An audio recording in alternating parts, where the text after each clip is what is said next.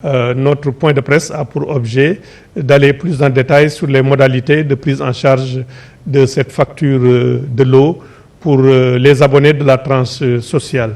Comme vous le savez, la facturation de l'eau se fait par bimestre selon deux secteurs, ce qu'on appelle les secteurs pairs et les secteurs impairs.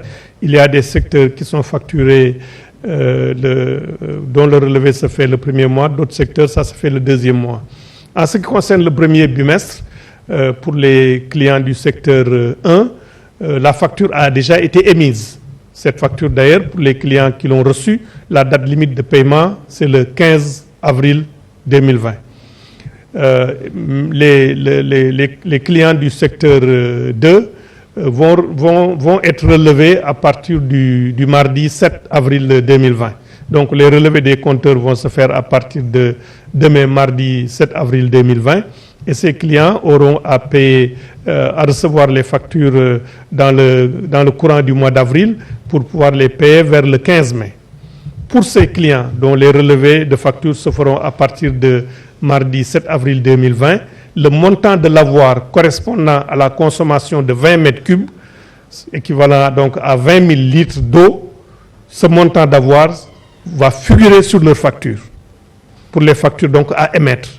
Concernant les relevés qui seront effectués le 7 avril 2020, le montant de l'avoir va figurer sur la facture qui sera émise.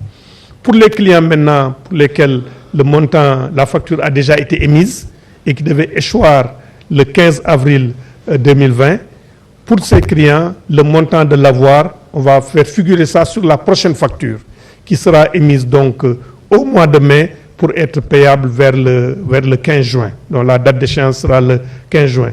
Nous avons voulu procéder de cette façon pour que ce soit une opération transparente pour le client, pour que le client puisse voir sur sa facture que l'avoir a été déduit du montant qu'il a à payer.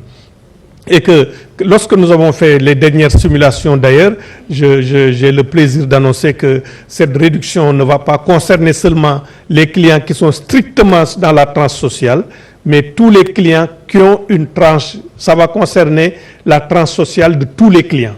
La tranche sociale de tous les clients sera concernée. Ça veut dire que même les clients qui ont dépassé les 20 mètres cubes, l'équivalent de 20 mètres cubes viendra au titre de cet avoir-là qui sera émis. Ça, c'est pour le milieu urbain. Donc, ce sont les clients qui sont gérés par la société Sen'Eau, c'est l'hydraulique urbaine. Maintenant, vous savez qu'on a aussi l'hydraulique rurale, la consommation d'eau en milieu rural.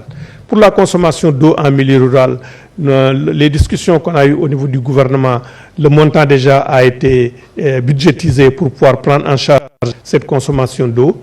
Maintenant, le problème qui se posait, c'est un problème de mise en œuvre. Parce que vous savez qu'en milieu rural, il n'y a pas un organisme unique qui est organisé pour gérer l'eau en milieu rural. Il y a autant d'organes de gestion qu'il y a de forages, ce qu'on appelle les ASUFOR, à part les régions où il y a les DSP, ce qu'on appelle les délégations de services publics. Mais pour certaines régions, ces délégations de services publics n'ont pas encore pris en charge la totalité du parc de forage.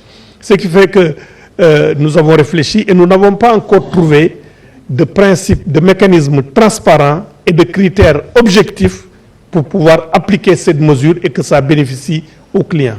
Le montant donc est là. Dans un premier temps, nous avons pensé peut-être prendre le carburant des forages, mais si nous prenons le carburant des forages, nous n'avons pas l'assurance que ce carburant, ce montant va être reflété sur les factures par les ASUFOR et il n'y a pas tellement de moyens de contrôle. Et aussi, il y a des forages qui fonctionnent à l'électricité et d'autres aussi qui fonctionnent au solaire. Une autre alternative que nous avons, c'est de nous dire qu'en milieu rural, ce qui est le plus important, c'est la disponibilité de l'eau et l'extension du réseau. Nous avons pensé maintenant utiliser ce montant pour faire des branchements sociaux, et faire l'extension du réseau et réparer les forages. Mais le président nous a demandé aussi de rester ouvert à tous les acteurs, de rester ouvert par rapport à tous les acteurs et partenaires du secteur de l'eau en milieu rural pour voir quel est le meilleur mécanisme qu'on peut trouver, qui sera un mécanisme transparent, objectif, qui montre que ce montant qui est prévu pourra bénéficier à l'eau en milieu rural.